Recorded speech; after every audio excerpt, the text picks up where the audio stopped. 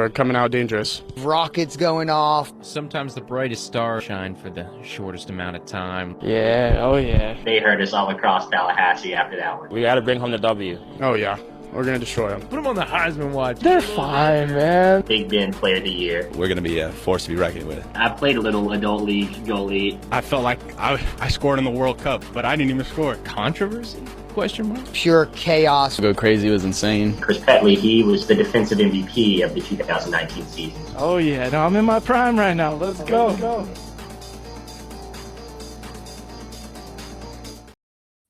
All right, and welcome aboard. You already know what it is. Hello there, good people.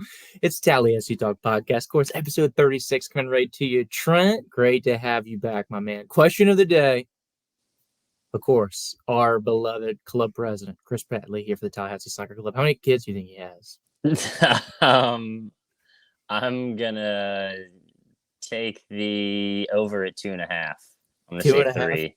I would say he's got like 50 to 60 because I think of the organization. Okay, well, he's fathers to us all, Trent. Okay. As we get this rolling. But let's get back to it. So a lot of people that probably weirded out. If you're on the way out, thanks for stopping in because we only need you for about 30 seconds, I feel like, to get an officially logged view. So thank you for tuning in. I'm Andrew Joop, Trent Young, be well. Trent, for those who are still around, it's a big time because the schedule was finally released. We were begging the league, please, Trent, give us a schedule. It took forever to get the teams that were playing. Then it took forever to get the schedule, Trent, but the day has arrived, less than 2 months to go, and we finally have some clarity of what our summer could look like. Trent, and any initial thoughts as you get rolling here with the schedule? Yeah, a little bit like we predicted. There was a chance that if we went into 2 different conferences or 2 different divisions within the conference, then we wouldn't be able to play Jacksonville anymore, or we would play them less. And so we're not actually playing them at all in the regular season this year, which to me is a little silly, I think, because they're only 2.5 hours away. I make that drive just about every week. But, you know, it is what it is. It stinks to lose that rivalry, but I guess that would make it even more fun if we were able to play them in the playoffs. So it would just mean more at that point. Other than that, man, I'm excited. We got a few games with Columbus. We were able to play them 3 times. So that's pretty cool. 2 away for them, home for us, and then 1 away for us, going home to them. So that'll be pretty neat. And then we still got our rivalry with Pensacola, keeping the 850 Cup alive, even though there aren't any Florida roots anymore. And we still got New Orleans we're playing. So yeah, man, we got a couple games in Miami too. That'll be wild. That'll be a road trip and a half going down there. So yeah, I'm just happy we finally got a schedule, man. We were able to get enough games, at least, you know, to where we've been the last few years. And that's really what we wanted. And I guess I really can't have too many complaints after that. But what are your first takeaways? I mean, I got a lot of takeaways, right? Something that we talked about, I think, was problematic that we'll kind of get to. But as we look at it, we were kind of referencing. So here is that beautiful battle line schedule that we talked about, right? So, of course, TSC going to be out there supporting the boys here. Trent, so 5 home games, which strikes you oddly is you got 8 teams in the conference and you only play 4 of them. Something that we'll get to a little later, but home slate, right? We got the home and home with Miami, and then we got a couple home games with Columbus, New Orleans, Pensacola. Some of the stuff that we'll kind of unpack a little bit, a lot more of a condensed schedule, Trent, as I look at it big picture. You know, typically we got the April Classic with Jacksonville that we start things off usually in May in late April. But now we're jumping in. First week is actually May 18th, which would typically be our match day, usually 3 at that point.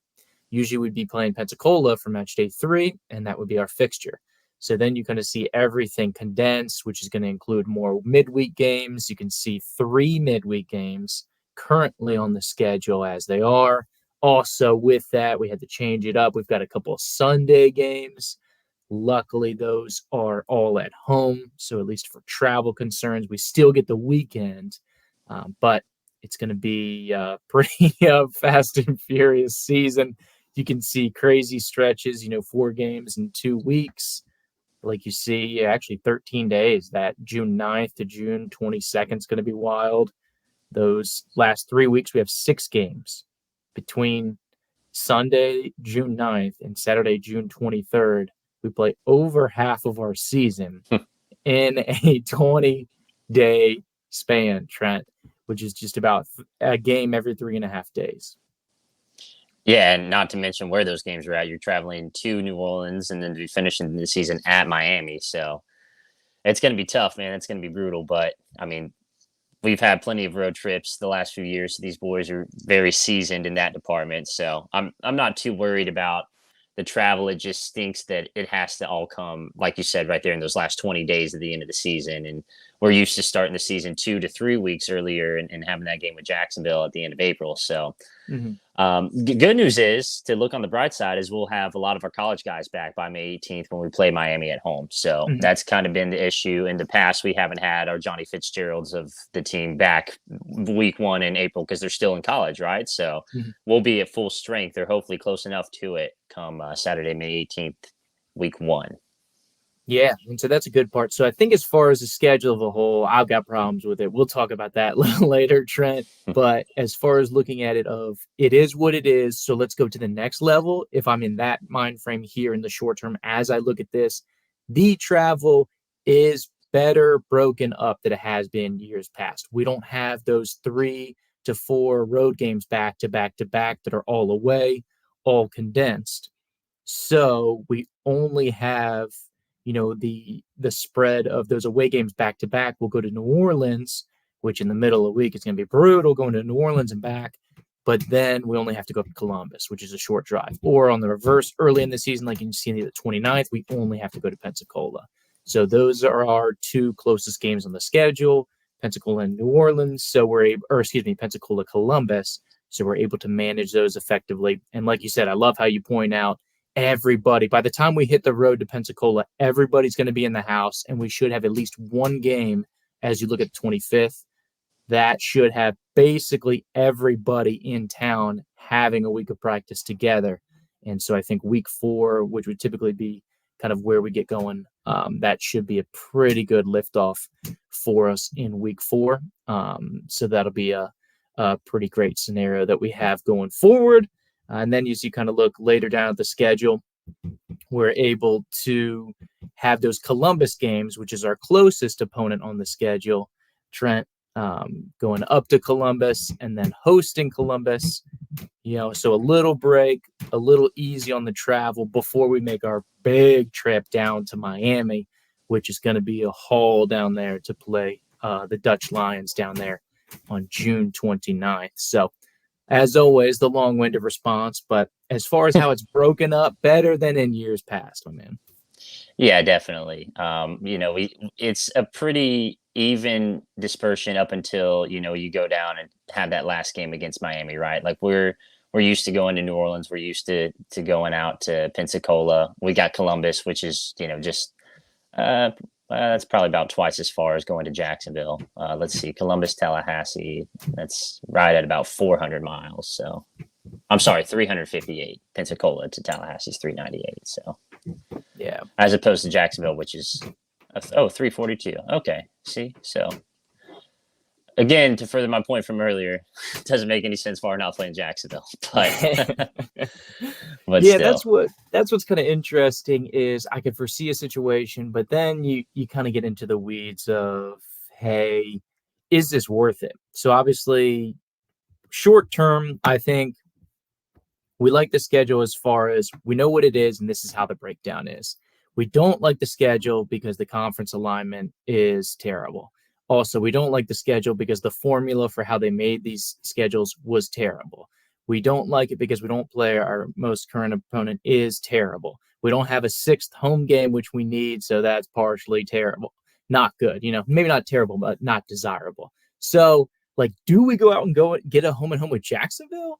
That would be kind of odd because we could end up playing them in the postseason, and it would be a game that wouldn't really count. It would be a 6th home game. Or would it be more beneficial? And I guess I'll ask that to you, Trent. So would you rather see a home and home with Jacksonville, or would you rather see a home and home with somebody outside of the league, either a Roots, either a Mobile, either a Sowegans, or maybe even a different section altogether. Maybe we get one of those teams from like Central Florida, like Brave SC, the USL squad, or they're in the USL family down there in the Villages.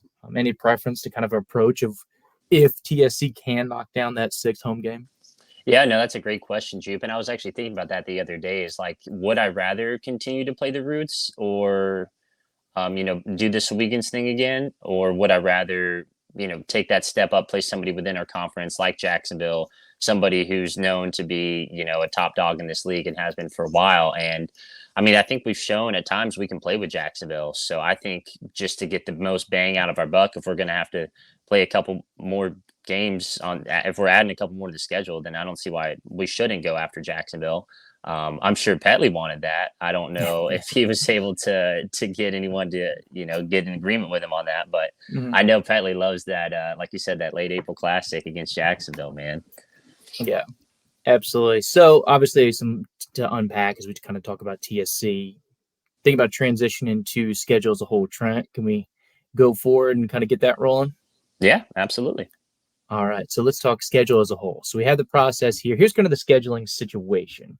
And so this is kind of the introductory of it. So here are your 8 conference teams.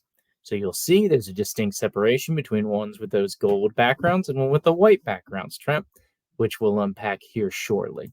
So basically, we're split up into a division / sub-conference. And so however you want to kind of phrase it, as you can see in the schedules, and this will make more sense if we set this up as we kind of go forward. Basically, whatever you like to call it. I don't know if you're team division or team sub-conference, Trent, within the division, but this is basically what we have, I guess, the best geographic way to kind of split things up. I've been calling it a division, but you seem like you're more of the sub-conference guy, so I'm fine with being the division guy, and we can have our own division, if you will. Got him. He's got it going early today, folks. He's got it going early today. So, yeah, however you want to phrase it. So, basically, you play your pocket, and then you go forward, and you have somebody outside of that. So, we'll kind of put this on the back burner, but just wanted to frame this for you, the people. The only thing is, Trent, I think this comes playoff decision, which we need to get clarification on this. So, admittedly, something I do not have is what are we doing for playoffs? Because to me, as we get forward, I don't think you can, in good integrity, with the best of viewpoints, which in and of itself I know is insane for this league, right? So I understand that. But I think there's no way you can take the top 4. So to me, it's got to feel like 2 of each side of the division. Yeah. Your thoughts on, I guess, looking forward kind of that playoff conversation? Yeah, I feel like the NPSL isn't cool enough to do any sort of play-in game or anything like that. So, which would be cool. So like say you had, just the top 1 seeds and then had like the 2 and the 3 seed from each division play a play-in game. I think that would be really cool. Kind of like an extra round to the playoffs, but I just really know that is not going to happen. So most realistically, it probably will just be the top 2 seeds. And so then it's like, all right, well, we've had our work cut out against Pensacola and New Orleans the last few years. And now we get Columbus as well. So maybe taking away Jacksonville, there's no Southern states now. Maybe realistically, this is the best chance we have at making the playoffs consistently year in and year out. Yeah, it'll be interesting because that's the thing is what the structure would be like. So then also you get into the conversation. I think we both can, it seems we're on the same wavelength as far as taking the top 2, right? But then what do you do with that? Do you cross over? The division winner goes from the other runner up. And then if so, do we keep it like, you can think of it like the NFL, for instance, right? Is, hey, do we stay in our side of the conference until the championship? Because there's a situation, one on the crossover, you could have Miami playing New Orleans, which is basically the genesis of this whole schedule is them trying to avoid, which we'll get into later. But there could be that crossover. Or if you keep it within the division, you could be playing a team for the 4th time in a season. anybody that's on that 3 repeat, if we play anybody but Pensacola, we'd be playing them for the 4th time if we both made the playoffs. So obviously problematic both ways. You have a preference?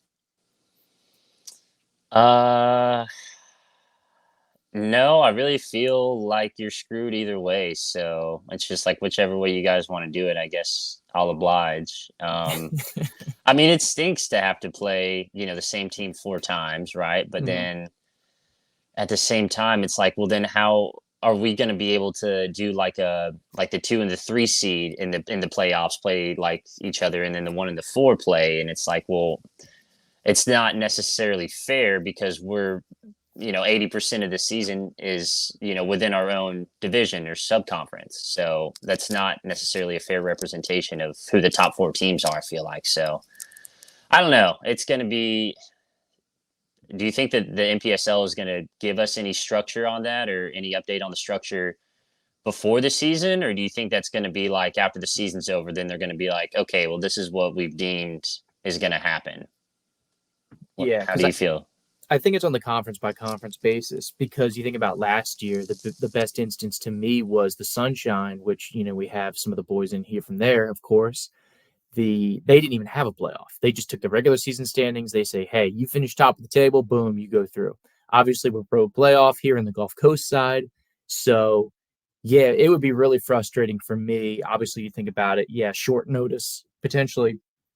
You have 10 days to figure out a road trip to Miami or New Orleans or wherever, or if those 2 play each other, like that would be hilarious. I kind of hope this happens. So yeah, because if I think it happens, I don't think it happens again. If you catch my drift, Trent. I do. So, of course, hey, we have been given this situation by the powers that be, and so I would like to see their hand be forced.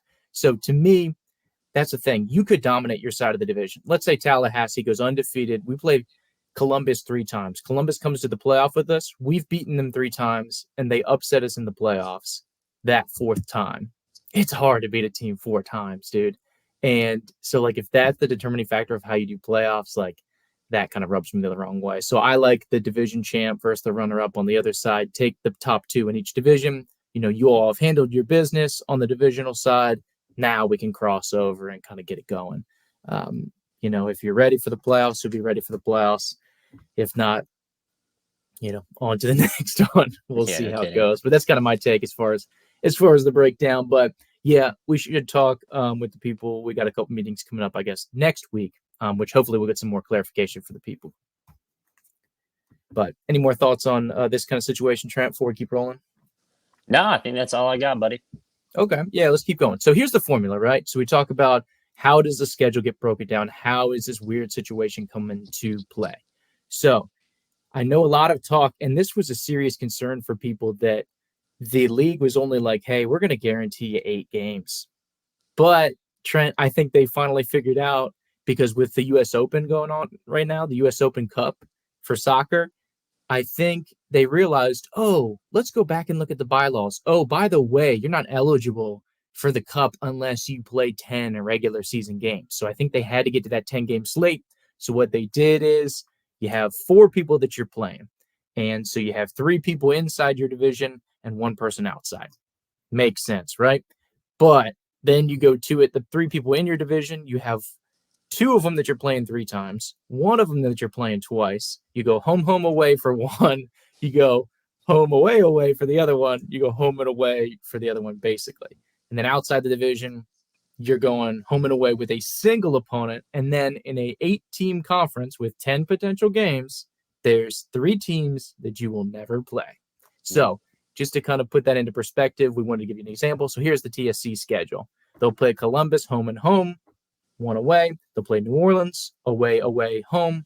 They'll play Pensacola home and away, Miami home and away. And then you can see Jacksonville, Naples, Global Soccer Pathways, GSP, who will refer to them in the future, GSP Naples, as the 3rd team they will not play. So every team has this exact formula going on. That's why it became very clear to us, yes, they went ahead with the subconference division initiative as rumored that they would. And as we really feared, was going to happen. Yes. This kind Unfortunately. of basically it falls into, for those who were tuning in for kind of that conference realignment segment, it was either 33 or 34. I forget which episode at this point. But basically, we fell into, we have the large conference, but due to the schedule, the way they did it, we are falling into that mini conference slate where we're playing teams 3+ times, which was something we were hopefully trying to avoid. But here we are. Alas. Here we are. And so we'll keep rolling. Any thoughts on the general formula, Trent? Or you want to get into some specifics? It's I know you're stupid. a details guy. Not really. It's just stupid. There's no need for this. But I mean, I guess the one thing that I am kind of thankful for is like, at least we're only playing like Miami, like home and away. And like, we don't have to make another trip down there for Naples or vice versa. They don't have to come up for us. Like, that's moderately conducive, I guess. We still could just play Jacksonville, but whatever. There you go. We're moving on. We're moving on. So the TSC schedule, like we talked about. So here's kind of the big thing as you go forward with some of these actions. It's like, okay, we have this crazy schedule. Who's getting the benefit of the doubt? And I see a lot of people who were not in our conference last year, Trent, really benefiting from this new schedule. Your thoughts? Yeah, I guess you could say that. You're talking about like the teams from the Sunshine that are coming over? Travel distance. Yeah. So we're looking at okay. Forgive me. I was on the last graphic still. When I look at the top three, for those of you who are just tuning in this season, not a lot of familiar team names there. Yeah. I mean, but then at the same time, you got Jacksonville all the way at 8, right? So it's like a little bit of both. But yeah, I mean, like Pensacola, Tallahassee, New Orleans, right there in the middle. We all got over 3,000, and then Miami, Naples, both the Naples are all, just over 2,000. So, I don't know. I guess it favors them, you could say, but Miami still got to come up here, man. They don't know about the Gene. Yeah, there you go. Tell me what time it is. But so take that as you will, people. But as things played out, this is what it is. And keep in mind that Jacksonville does not play Columbus. Pretty close. Jacksonville does not play Tallahassee. Pretty close.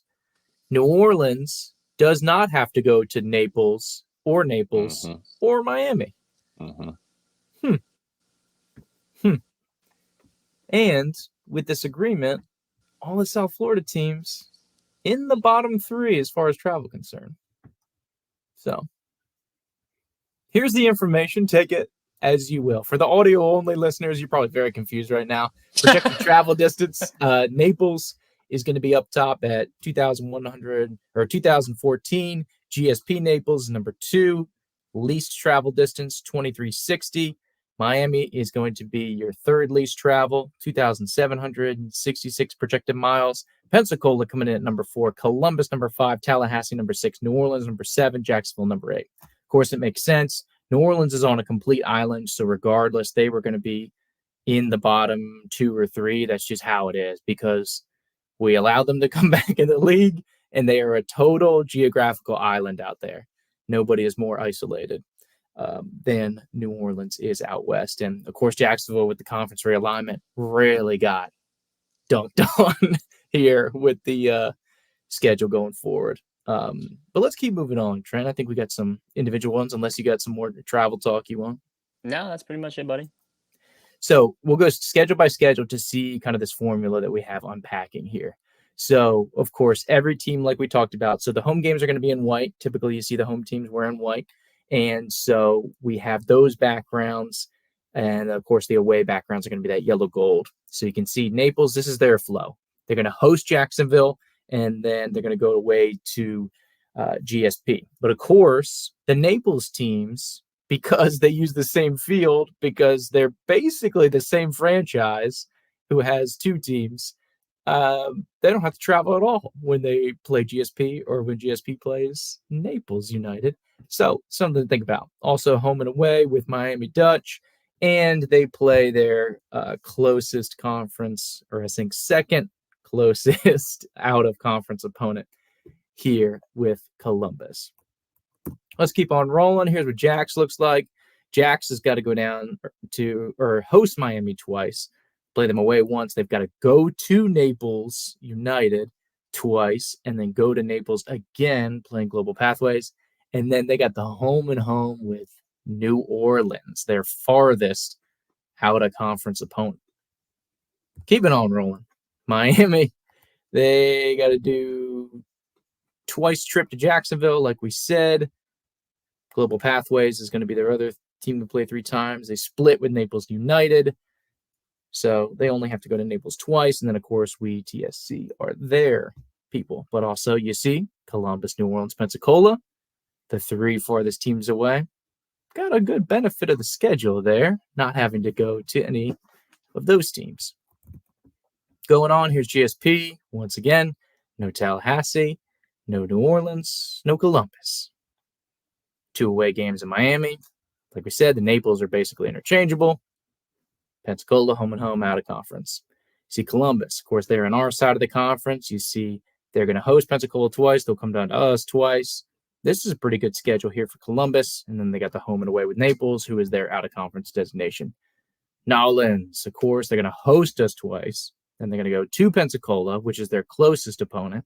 And then they're going to go home and home with Columbus. And then the closest out-of-conference opponent happens to fall on the schedule for New Orleans in home and home with Jacksonville. And strangely enough, Trent, no trips to South Florida. Weird. Yeah. How about that? Weird how some of these things shake down. I won't speculate on it, but leadership and the conference and the league is just wild how some of these things work themselves out.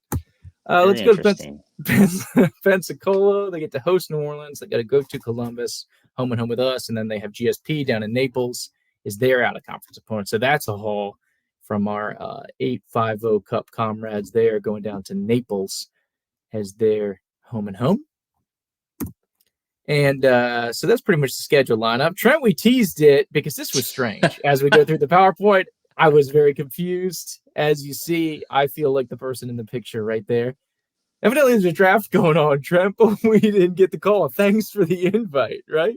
Yeah, no kidding, man. I just got a new pair of boots for Christmas. I'm trying to get a scholarship. I don't even know what that means, but I'll go back to school. What?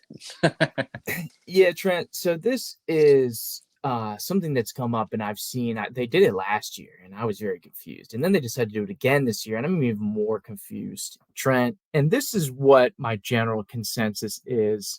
I've largely, because of the conflict of interest with New Orleans, issue with New Orleans, because of the affiliations with Columbus, I've got issues with Columbus. And then these South Florida teams all feel like they're one organization under the single roof. And it feels like Naples United is the puppet master. And then they just keep bringing back these other teams to have these other kind of conference things going on. But this struck me as very strange that all of these teams are getting together, depending on when you listen to this. For us, it's next weekend, Trent. But when we're looking at this, that this is going to be taking place the 29th of March. All 3 teams in South Florida will be a part of this tryout draft, Trent. So they're getting together and they're drafting players. They're bringing them all together, but then they're drafting. Unless you have the same organization, and this is just hey, Naples United basically is trying to field 3 teams.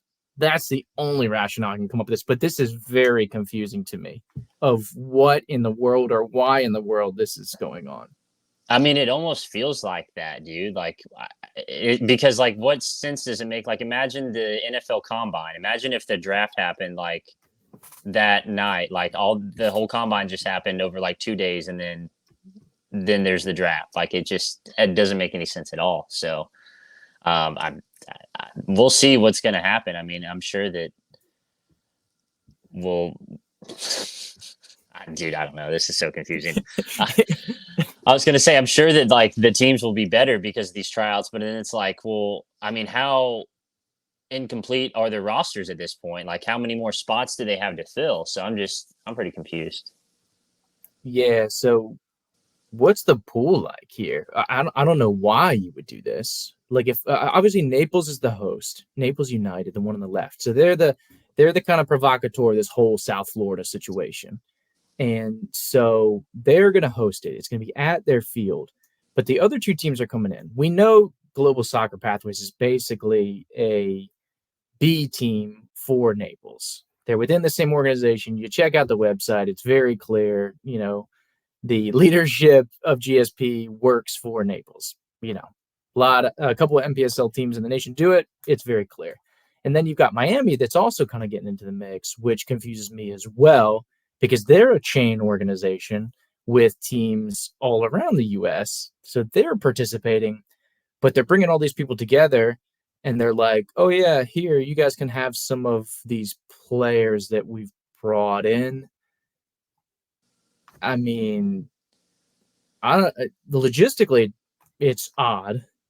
And practically, basically, that'd be like TSC calling a tryout. And they say, hey, Columbus, Pensacola, why don't you guys come on in? Yeah. And then of the people that we've made contact with, have some of these players. Yeah, it's like, well, if you're going to do your own tryout, like, why would you bring in other teams to potentially steal away the talent that you brought in? That's what's really confusing to me. And then it's also like, well, who determines the draft order? Right, which is a secondary issue. But unless you're all within the same organization, it's the same parent company, like, why are you teaming up? Why are you even playing games? Why don't you just consolidate Naples United, which is, what we're doing here, right? Why don't you consolidate these three teams under the Naples United and just win the new conference? Save yourself a lot of time going through this facade of having three separate teams. Right? You would think. Yeah. And that would make the league a little bit easier too, because then we just have one team coming from down there. We get to still play Jacksonville and stuff. And I mean, I don't know how. I guess that would mess Jacksonville's schedule up a little bit, but I don't know, dude. I just feel like logistically it would just make more sense, like you said, to just have one team. Maybe two. We've seen like out in Hattiesburg, Mississippi, there was another team in the area, which may or may not have been directly affiliated, but you could essentially have two different teams, but for them to be all three in cahoots, like that just like Miami's like 200 some miles away. Like, what are they doing over there? Like, I'm very confused, dude. Yeah. So that's the thing. Are they busing these players back and then housing them up? Like, what if they're from the Naples area? Or yeah, it's like, okay, well, you're coming home now. But we got you. You're in the farm system. So if you ever want to go up. But this is just something I thought was very strange. And once again, kind of raised my concerns. Trent is just like, what in the world? We're getting into bed with some shady characters. And so that's what I want to kind of unpack as we go forward through the season. Like I talked about, we know what New Orleans is. It's very clear. We know the understandings and what they have going on with their ties and their influence and their power, which is a large part of why we're here. So it basically seems like New Orleans has an alliance. It's like, I think about like Survivor, right? And so we're trying to win this grand prize, which is the league. And I think New Orleans has an alliance with the South Florida teams, which evidently are on the same page completely. And then Columbus also has ties to the board with their ownership. And they're affiliated with 7 other teams, or is it 8? 7 or 8 other teams nationally, that there's all common ownership within these teams. So once you kind of dig a deep dive, you ask more and more questions like, what is going on here? Whose interests are we truly serving? And Trent, it starts to make sense as we see our little Tallahassee, our Bravehearts, our Davids going against these Goliaths of the nation. They've got nationwide ties. They've got chain ties. And now you see more and more why TSC is getting left out in the cold. As far as these scheduling standpoints go, as far as the decision go, as far as everything else kind of boils into the mix, and it all starts to add up, man. I've been following the money around a lot this season. It's led to some really dark places. But this is the thing that's presented, Trent, and so I give us the greatest opportunity because, Trent, I think it's been made very clear. The only way to get a seat at the table can't be heard through the proper channels. We just got to win it all, man. We just got to pull up our own chair, dude. We're not even invited to the party. Oh no, yeah. We're not even on property, so it's not like some of the teams I feel like are at least on property on the front porch, right? Maybe they can't come inside to the private party, but yeah, we definitely didn't even get the invite. That text did not go out. Absolutely did not. We'll still be there. Who cares? Yeah. For sure. So that's kind of the schedule basis is a lot of it as we kind of unpack. And so that's where we're kind of at. And then we got this whole draft situation. Trent, I'm trying to think of anything else that kind of bleeds into what we have going on that's kind of evolved out of the schedule or what new news that could bring us. But I think basically just with the playoffs, knowing that there'll be the top 4 teams in the playoffs still, I believe it's going to be 2 each side. Like we said, I want to get clarification on that. And then, of course, the schedule, we know, hey, this is how it is. We got this 3-3-2-2 situation that we have going on. But I guess anything that comes to mind as far as the schedule or things that we need to tackle here, they kind of come up with this. Not off the top. I'm not going to make my point about us playing Jacksonville for the 15th time. So. Yeah. I mean, if you want to, we can. Why are they playing New Orleans, dude? It doesn't make sense. Why are we doing this? What is this scheduling situation? What is happening here? What is all this? What is all this 3-3-2? What is all this? These formations? Hey, we're right on pace with some March Madness here, Trent, as we just are blasting through these. This is indeed maddening, but I digress. I feel like that's all we got for today. Yeah, I feel like that's just about it. And we got our schedule. If they ever let us know about these playoffs, we'll bring another pod to you within a day or two after, hopefully. But yeah, until then, I mean, we're just a little under 2 months out, buddy. Oh yeah, and also kind of a cool thing going on. I don't want to sleep on it here, Trent. Well, I mean, your Battle Lions are up to it. They're putting in work. Oh yeah, the good guys here. And so this isn't probably going to be the cleanest thing that happens right now, but I just want to share one of these tabs here as we go through because TSC's got something pretty cool. Trent, is that coming up for you over here? Yep. All right. And so basically they got a friendly going on with there's some of the Air Force or some of the service academies are getting together for a tournament up in Albany here coming up this weekend. And so basically what TSC is, we've been trying to make connections here in the area. Every service team has a national team that they have. And so basically TSC reached out and we're going to be playing a couple friendlies over the next couple weeks. Including Air Force here on Saturday. So if you watch this live today, which is Friday, head on out to Gabia High School, check that action out. But a really cool thing going on here that TSC's kind of continuing to build relationships here in the lower league soccer, amateur soccer world. But just something that I thought was cool and wanted to let the people know about here. Yeah, that was the one thing that I thought about after you had already begun to talk about bringing this up, so forgive me. But yeah, no, I mean, I won't be in the area, but I'm trying to be there for the next one, man. So we'll see. There you go. There you go. So that's going to be over at Godby that we have that going down. And so new field turf that they're going to be able to check out over there at Godby. So nice little facility, good location.